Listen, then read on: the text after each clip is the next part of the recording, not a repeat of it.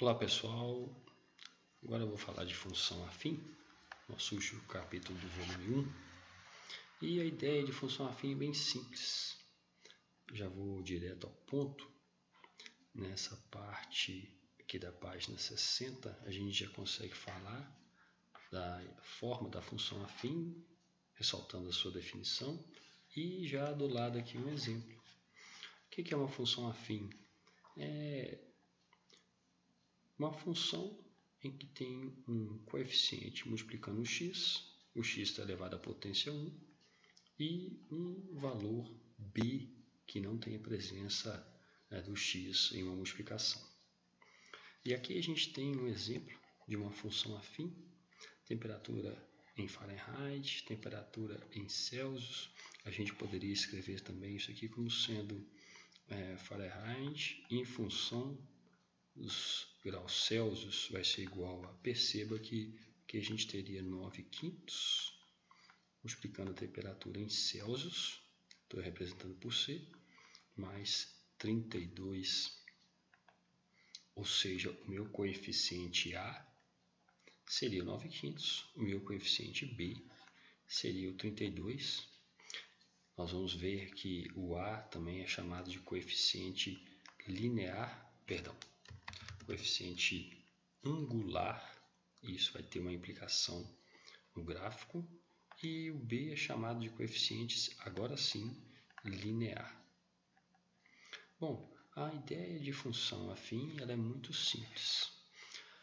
Dessa forma aqui a gente pode até remeter a ideia de função de primeiro grau, mas podemos também ter uma função do tipo f de x é igual a b, onde o a é zero, aí vai zerar o x, ou f de x igual a um a que multiplica x.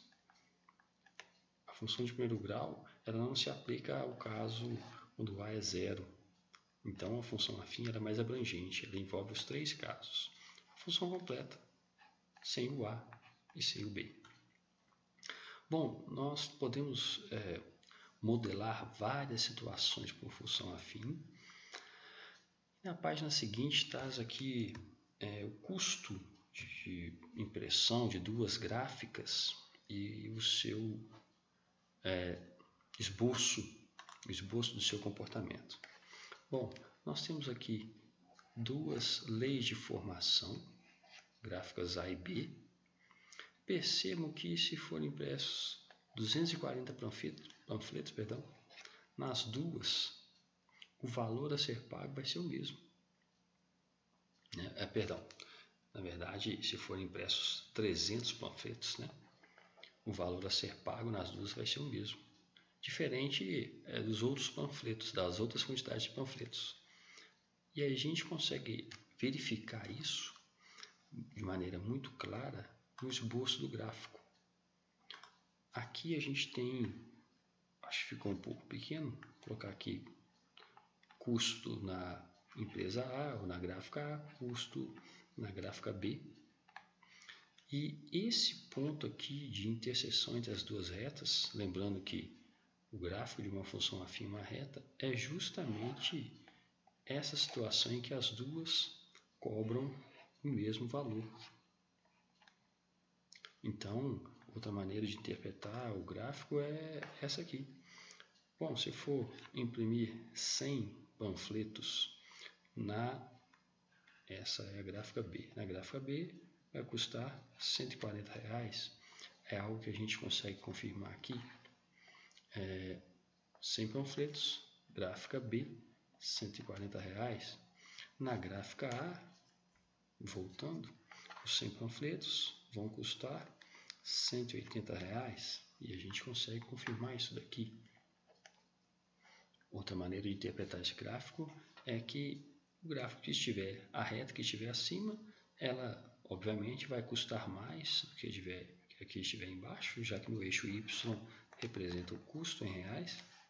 Só que a partir de um certo ponto, esse ponto de interseção aqui, a situação é invertida.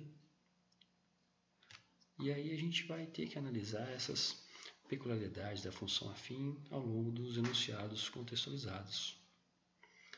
Bom, deixe os exercícios a seguir para vocês, não é algo difícil, estou à disposição e já quero aqui responder o número 1, ou pelo menos explanar um pouco do número 1.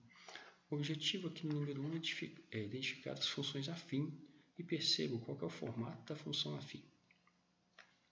Bom, a A é função afim.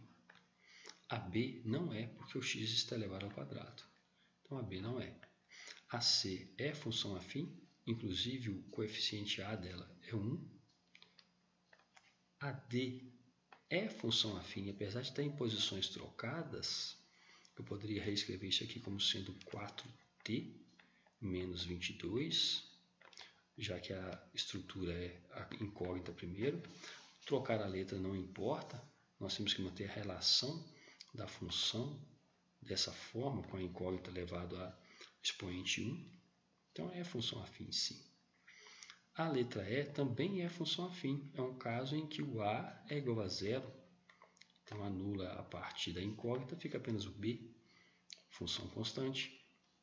A letra F não é função por causa dos expoentes, e deixo agora as outras para vocês. Bom, tem várias ideias que a gente pode trabalhar aqui, e podemos falar, por exemplo, da número 6. A número 6 tem ali um parque de versões e duas situações. Opção 1, para brincar nele, R$ 5,00 por bilhete. Opção 2, valor fixo de R$ 40,00 por dia, acrescido de R$ 2,00 por bilhete. A ideia dessa questão aqui é justamente quebrar aquela noção intuitiva de que um sempre vai ser mais caro e o outro sempre mais barato. A ideia é perceber que, dependendo da situação, uma vai valer a pena em termos de economia e outra não, até certo ponto. Na letra A pede para escrever as funções para as duas opções de pagamento. Ora, aqui eu posso falar que o valor a ser pago em função de B, bilhetes, valor 1, vai ser igual a R$ 5,00 vezes a quantidade de bilhetes. Na opção 2, eu posso escrever que o valor da opção 2, esse 2 é só um número como legenda, em função da quantidade de bilhetes vai ser R$ 2,00 por bilhete, 2 vezes B, mais os R$ 40,00 fixos. Vou melhorar o 4 aqui. Aí a questão pergunta, se uma pessoa tem R$ 50,00 para gastar no parque, qual das opções lhe permite comprar a maior quantidade de bilhetes? Maior quantidade. Perceba que se for na opção 1, R$ 50,00 vai dar 10 bilhetes. Isso na opção 1. Na opção 2 vão ser, dos 50, 40 vai ser para a parte fixa, sobra R$10 para comprar bilhetes a R$2. Na opção 2, então, será 5 bilhetes. Na C, em que condições, a opção 2 é mais vantajosa? Bom, primeiro vamos igualar as duas situações. Qual é a quantidade de bilhetes? Vou trazer um pouquinho para cá. Vou resolver essa parte da letra C aqui. Qual é a quantidade de bilhetes que iguala as duas situações?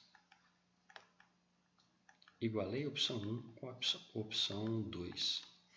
Aqui agora eu tenho só uma equação do primeiro grau para resolver. O 2b passa para cá negativo, fica 3b, vai ser igual a 40.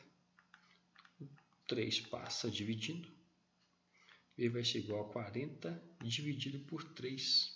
Vou achar um valor que não é exato, então eu tenho já que perceber que o valor que eu vou encontrar, eu vou ter que interpretar.